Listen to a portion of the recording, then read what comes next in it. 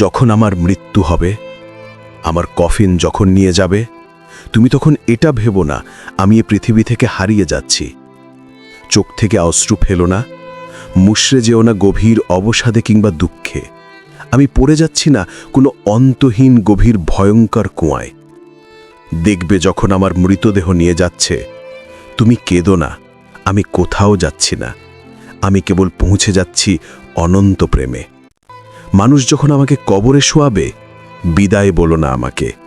কবর কেবল একটা পর্দা মাত্র, এটা পেরোলেই স্বর্গ। তুমি কেবল দেখেছো আমাকে কবরে নামতে, এখন দেখো আমি জেগে উঠছি। কিভাবে এটার শেষ হয় সেখানে, যখন সূর্য অস্তাচলে যায় কিংবা চাঁদ ডুবে। এটা মনে হবে এখানেই শেষ, অথচ এটা অনেকটা সূর্য ওঠার মতো, এটা বরং সুপ্রভাত। যখনই কবর ঢেকে দেয়া হবে, ঠিক তখনই তোমার আত্মা আবার মুক্ত হবে।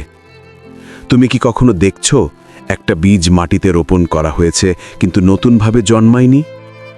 তাহলে তুমি কেন সন্দেহ করো মানুষ নামের একটা বীজ জাগবে না?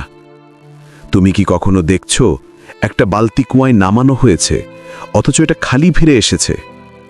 তাহলে তুমি কেন আহাজারি করো একটা আত্মার জন্য যখন এটা কুয়া থেকে উঠে আসে ইউসুফের মতো? তুমি শেষবার নৈশব্দে ডুববে, তোমার শব্দময় আত্মা পৌঁছে যাবে এমন এক পৃথিবীতে যেখানে কোনো স্থান নেই, সময় বলে কিছু নেই। মাওলানা জালালউদ্দিন রুমি।